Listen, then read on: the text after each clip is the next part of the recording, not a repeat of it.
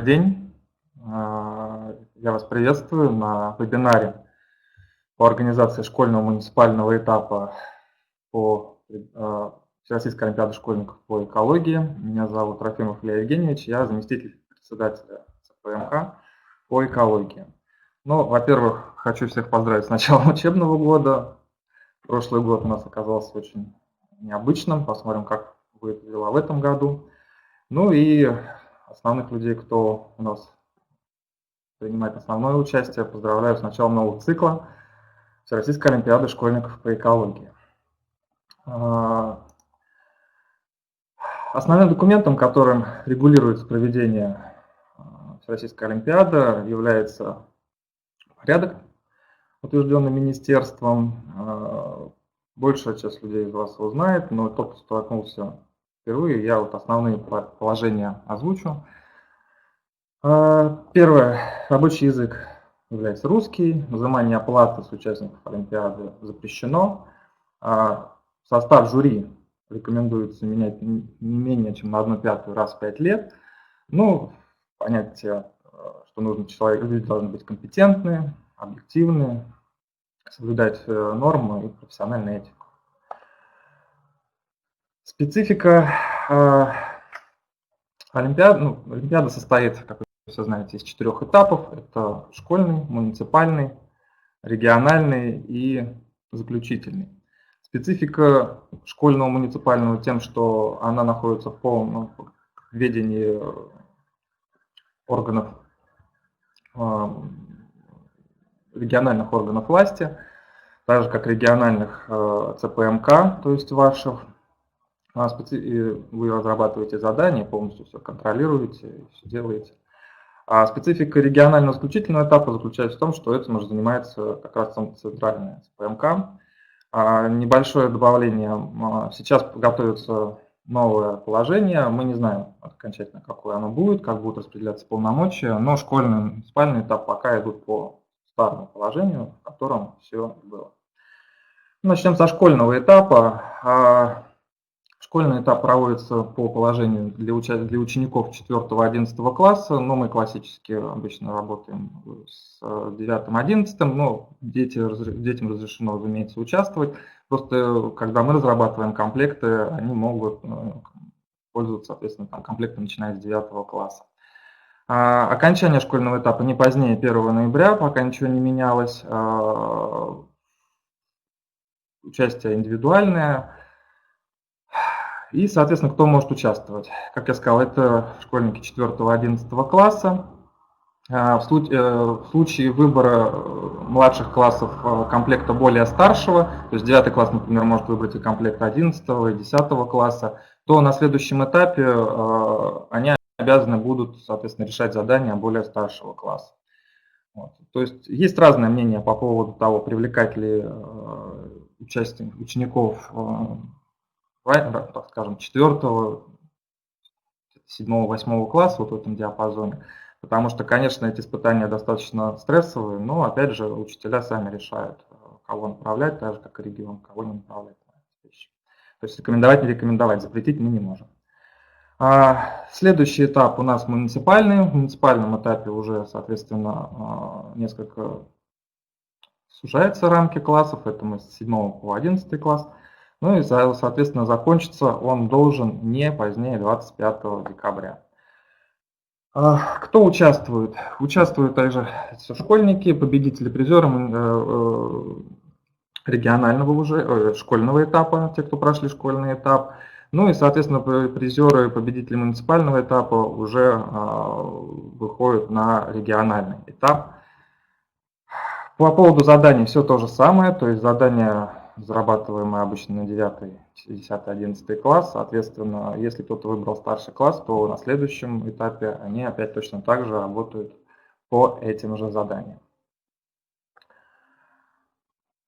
В этом году у нас небольшие изменения, которые произошли. Мы все их знаем, что в связи с постановлением главного санитарного врача России детям и молодежи запрещено до 1 января 2021 года проведение массовых мероприятий.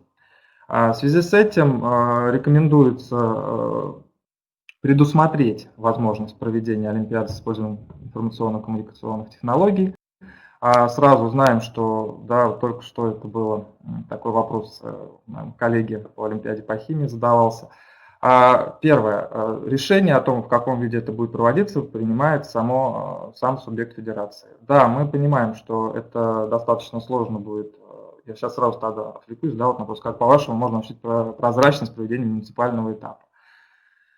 Мы вообще, наше все ЦПМК, только за, разумеется, очное проведение, но мы прекрасно с вами понимаем, что мы попали в такие рамки. Отменить, не провести Олимпиаду мы не имеем права, и мы обязаны это делать, поэтому если какие-то регионы будут проводить очно, можно сказать, что им повезло в таком плане. Но в данном случае мы просто поставлены в такие рамки, и мы ничего не можем сделать. То есть это нужно будет более четко контролировать. Конечно, будет шанс больше списывать и больше советоваться, консультироваться с учителями, родителями и так далее, пользоваться каким-то интернетом. Единственное, что мы можем порекомендовать даже больше не о прозрачности, а для того, чтобы все-таки отбор такой можно было производить, это делать как можно более оригинальные задания. То есть, соответственно, чтобы это было не то, что лежит на поверхности, но опять же, мы все с вами помещены в такие рамки, что нам придется это делать.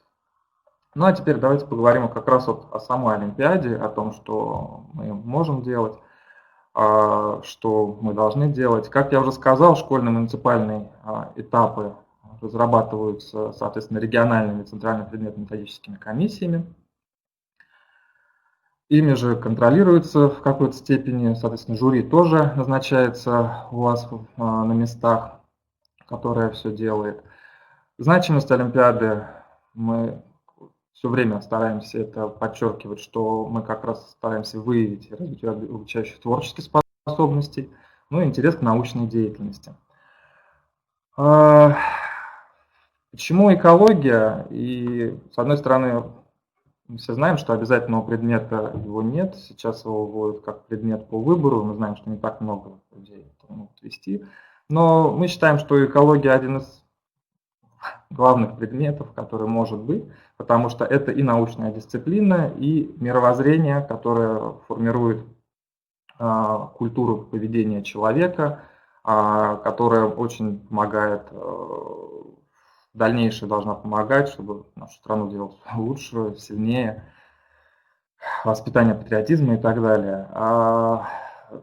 Опять же, не стоит забывать о значимости экологии в мире, в стране, потому что, с одной стороны, нам всем кажется, что, может быть, мало что-то делается на уровне экологии в стране, но есть два аспекта. Первое – это то, что мы все равно являемся частью мирового сообщества, и, может быть, это не сильно у нас в СМИ все время звучит, но мы как раз стараемся все время за счет Олимпиады и детей просвещать, и тех, кто занимается с детьми, говорить о том, что при этом страна активно участвует во всех основных процессах, которые связаны с экологией. Это и, разумеется, устойчивое развитие, это и сохранение биоразнообразия, изменение климата. У нас есть обязательства, у нас есть внутренние документы, и на этом поле все равно это делается.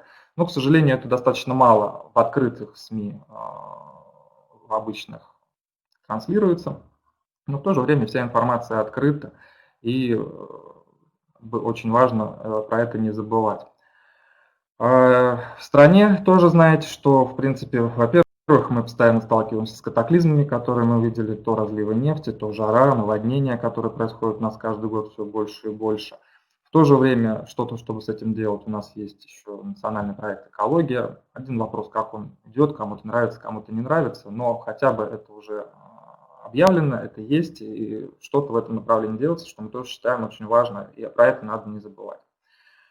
Ну, значимость школьного муниципального этапа, я опять же подчеркну, она, как и значимость самой Олимпиады, просто максимальная ответственность ложится на вас. Мы заинтересованы как можно больше привлечения детей в это направление, опять же, по той же причине, что нет предмета обязательного. Многие об этом не знают, и поэтому чем больше привлекается детей, тем вы можете привлечь детей, тем лучше. Опять же, нам очень нравится, когда уже на заключительном этапе мы видим непосредственно детей, и некоторые дети приезжают не просто мотивированные на баллы или на что-то, на поступление в ВУЗ, а на самом деле мы видим детей, которые, на самом деле это важно, это интересно, нам это очень приятно, а это зависит как раз от того, как наставники их подготовят, как мотивируют, как они выйдут на дальнейшие этапы после школьного муниципального. Принципы составления заданий. Опять же, в этом году достаточно сложно говорить однозначно. Мы будем стараться Есть как бы два аспекта. Первое – это то, что, как я уже сказал ранее, школьный и муниципальный этап задания разрабатывает региональный ЦПМК. Соответственно, мы не можем никак вам диктовать, каким образом должны быть задания. Кто-то делает тесты, кто-то делает тесты и такие творческие задания. Мы больше как бы нацелены на творческие. Единственное, что мы бы, конечно, как пожелание, чтобы полностью, конечно, тесты не использовались, потому что, ну, во-первых, это не ЕГЭ, это все-таки Олимпиада, и мы как раз хотим выявить именно творческие способности у детей, способность как раз логически мыслить, выстраивать какие-то картины мира и так далее, которые в них можете изложить только вы и, соответственно, только заданиями, которые вы подготовите. Но, опять же говорю, мы не ограничиваем, и к тому же в этом году вопрос будет у многих стоять. Я думаю, что мы с вами еще периодически будем созваниваться и переписываться, как мы вернемся позже, пока с контактом, по поводу того, как вообще реализовывать, особенно тем, у кого будет это дистанционное прохождение. То есть пока, я так понимаю, что итогового какого-то механизма общего его нет, поэтому будем, я думаю, в бою все это проходить вместе с вами. Принципы. Мы настаиваем, чтобы принципы всегда были это научность, потому что даже при всем, как сейчас используется термин экология все равно для нас это в первую очередь наука, и всегда наукой было и останется. В то же время экология сейчас намного шире, и мы знаем, что это межпредметный достаточно предмет, его можно применять практически везде повседневно, и поэтому максимальная широта написания заданий только приветствуется. Ну, актуализация, я вам в предыдущем слайде как раз про это рассказывал, что с одной стороны СМИ не так активно все оповещает, но очень много делается, и это хорошо. А с другой стороны, мир постоянно меняется, и за этими новостями тоже надо отслеживать, поэтому как бы это позволяет более творческие задания сделать с тем, что каждый год нужно что-то актуализировать. Ну, логические, этические принципы, понятно, то есть если они заложены в заданиях, это просто хорошо, потому что это основа того, какая вырастет у нас молодежь. Направленность частично я затронул в предыдущем, это вот как раз тоже по наиболее острым проблемам. Мы просим, разумеется, это делать на основе принципа доступности, то есть мы приветствуем, что используются какие-то официальные, но открытые источники, разумеется. Второе, это то, что, если вы обратили внимание, когда мы составляем региональный заключительный этап, мы стараемся, но это наш просто подход, мы стараемся не использовать какие-то просто отдельные определения, дайте определение, ответьте какой-то простой вопрос из учебника. Мы именно, если даем какие-то определения, мы стараемся их расшифровать в самом задании, а вот что уже из этого определения истекает, это чаще всего у нас как раз так построены вопросы. Нацеленность на проверку знаний, умений, да, опять же, творческие способности, это то, что я уже говорил, от этого зависит от того, какие дети, как вообще они вырастут, какое у них сформируется мировоззрение, и именно, опять же, вернусь к значимости школьно-муниципального этапа, чем шире вы будете привлекать детей в участие, тем, соответственно,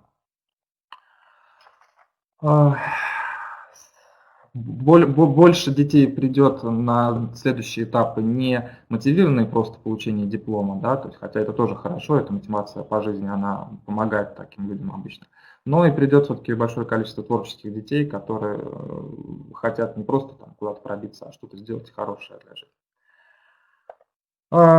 Конкретные рекомендации, ну, я вот про это все уже сейчас вам говорил, творческий характер. Это само собой. Опять же, вернемся к тому, как мы составляем задания. Обычно у нас есть понятие верного ответа, да, и, например, его обоснование. То есть ребенок должен не просто догадаться, а он должен обосновать свою позицию. Мы знаем, что это достаточно сложная система, там то же самое проверки иногда бывает и так далее. Но опять же, когда уже у вас будут наши задания, вы знаете, мы достаточно открыты, везде есть мои контакты, и в рекомендациях всегда есть телефон. Ну, к этому вернемся чуть позже. Так, следующее. Здесь как раз сама специфика, то, что я говорил, это творческие способности, которые мы развиваем. Опять же, наша система подхода, да, как мы оцениваем. У нас всегда единая система оценки, то есть это ответ, ну, получение ответа на каждый вопрос и на каждый аргумент. Мы сами делаем и рекомендуем, точнее, нас очень настоятельно просят министерство ни в коем случае не делать дробные ответы, чтобы не было дробных, всегда были только целые числа, потому что потом как раз, когда составляется рейтинг и происходит оценка и выставляется, очень неудобно работать с рейтингами, ну, с дробными частями. Так, теперь как раз вернемся к тому, что я говорил по поводу самих заданий, сложностей и так далее. Специально хочу подчеркнуть по поводу контактов. Есть электронная почта, она уже не меняется 3 года, я ее постоянно проверяю. Прошу прощения, если не сразу иногда отвечаю, потому что тоже приходится работу делать это другую, основную. Но, во-первых, я всегда стараюсь ответить на электронную почту. Во-вторых, чтобы не было, у нас были определенные претензии, во всех рекомендациях, во всех требованиях, которые есть телефон. Сотовый телефон, это мой телефон. Не было еще случая, чтобы я не ответил на звонок. То есть, если даже я не отвечаю на звонок, есть всегда WhatsApp. WhatsApp, опять же, это мой, я отвечу и по возможности перезвоню. Поэтому не стесняйтесь, любые вопросы, во-первых, звоните. Если я не снял трубку, то либо перезвоните, либо проще даже в WhatsApp напишите вопрос, я вам сам перезвоню, с вами обсужу. Сразу оговорю, что есть вопросы, которые мы, например, не можем решить, потому что это уже либо будут решать органы местной власти у вас, либо это, если будет касаться следующего этапа регионального. Есть вопросы, которые решает уже само министерство, но мы стараемся в этом случае выслушать вас, передать эти вопросы в министерство и, получив ответ, сразу вам на эти вопросы ответить. Также могу сказать, что периодически нам звонят и дети тоже, спрашивают, а почему вот так нас оценили, почему вот это, либо бывали жалобы детей даже больше на то, что их как раз не послушали или что-то не сделали. Мы просим вас с детьми быть максимально лояльными, добрыми, то есть атмосфера доброжелательности должна быть всегда, вот, поэтому это очень важно. Сейчас я готов ответить на вопросы, если такие есть. Кроме тех, которые были. Так, мне сейчас поможете тогда? Есть там что-то вопросы?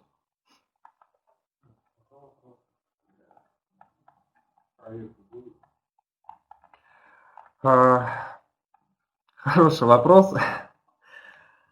В общем, какая ситуация? Мы не знаем, как будет проходить регионально-заключительный этап. Мы очень надеемся, что он пройдет в той форме, в которой проходил раньше, хотя понимаем, что это достаточно проблематично, возможно, в этом году будет. Поэтому мы бы все-таки хотели, чтобы проекты сохранились. Мы не требуем проекты, тем более, во-первых, мы своими рекомендациями на школьном муниципальном этапе требовать их не можем, потому что это решаете только вы сами на уровне региона. Обычно я знаю, что регионы готовят уже детей с проектами заранее, потому что это большая работа, и они начинают со школьного муниципального этапа. Поэтому, если вы будете делать с детьми проектную деятельность вести, то это очень хорошо, мы только приветствуем. Если у нас что-то останется, нормально, я вижу. Вот. Если у нас останется старая модель проведения следующих этапов, то, конечно, проекты у нас будут. Так, экология института, которые нет в перечне обязательных предметов. Нельзя ли как-то вашим рычагам советовать тому, что включили в студентское обязательное изучение? Хороший вопрос, спасибо. Ну вот как раз у нас Владимир Михайлович очень активно в этом направлении работает. Как нам отмечает все время министерство, что дети и так перегружены, но мы пытаемся. Сейчас определенные были реструктуризации, опять же, Министерства просвещения и так далее. Будем пробовать. Кто разрабатывает критерии оценки проектов регион. Если вы хотите у себя на регионе, то есть на школьно-муниципальном этапе проводить как проектный тур, то да, критерии ваши. То есть вы сами выставляете, можете воспользоваться критериями, которые есть на заключительном этапе, можете выдвинуть свои, это полностью ваше право ЦПМК региона. Так, вы можете скачать презентацию, нажав... это вы им ответили, да, вопросы в парке. Так. На какие обязательные интернет-ресурсы ориентироваться учителю при подготовке к Олимпиаде по экологии? Ну вот есть наш сайт, я, конечно, прошу прощения, сейчас в течение лета я его достаточно мало обновлял. Я обещаю, что сейчас в ближайшее время я его просто весь подновлю. Это хотя бы такая общая информация, что есть. Мы там размещаем и, опять же, требования, рекомендации, размещаем основные ссылки. Как бы сказать отдельно, что интернет-ресурсы, вы можете пользоваться другими. Единственное, что мы вас очень просим, чтобы источники все-таки были проверены. Потому что даже та же самая Википедия бывает грешит информацией неправильно. Это не совсем верно. Поэтому источники, начиная от учебников, заканчивая основными документами, которые мы размещаем. Плюс вот на этом сайте размещены монографии Владимира Михайловича и других у нас очень уважаемых людей, это и профессора Бобылева, это экономика природопользования и так далее. То есть это можно использовать. Конечно, эта информация, опять же, она будет тяжела просто для ребенка, поэтому вы просто можете брать, на нее ориентироваться и выдавать именно в том свете, в котором бы это было понятно ребенку. Так, концерт проходят участники, набравшие необходимое количество проходных баллов, а не победители, призеры школьного этапа. Ну, спасибо за комментарий, да.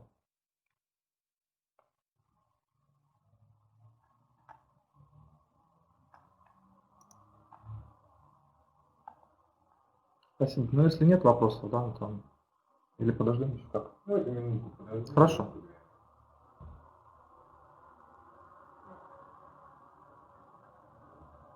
Да, Маргарита Вячеславовна, спасибо.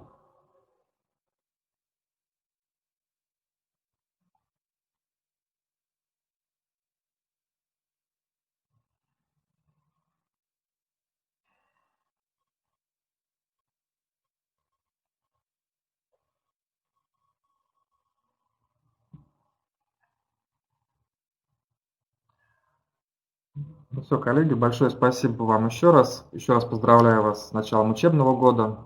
Всем здоровья и поздравляю с началом нашего нового цикла Всероссийской олимпиады школьников. Удачи вам. До свидания.